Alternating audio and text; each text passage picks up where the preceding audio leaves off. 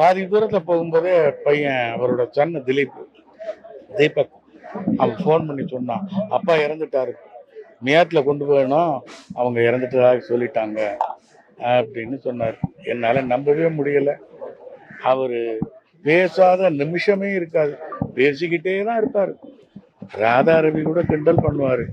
ராஜேஷ்னா பேசும், அது பேசிக்கிட்டே தான் இருக்கும். அது போய் பேசுதுன்னு எப்படி சொல்றீங்க?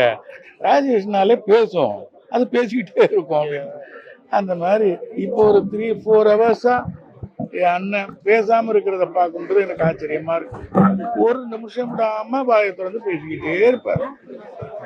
இது இந்த நேரம் பார்க்கும்போது அவர் வாய் மூடி கண்ணு மூடி அவர் பேசாமல் படுத்திருக்கிறது எனக்கு ஆச்சரியத்தை தருகிறது.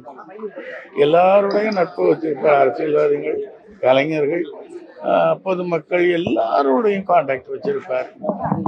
அதனால எல்லோருக்கும் ஷாக்கு போடுறது அப்போ ஊர்ல இருந்தெல்லாம் வந்துக்கிட்டு தான் இருக்கு. என்ன பண்ணது, அவரோட ஆத்மா சாந்தி அடைந்த நல்ல எண்ணம் உடையவர், பாசக்காரர், ரொம்ப பாசமுடையவர்.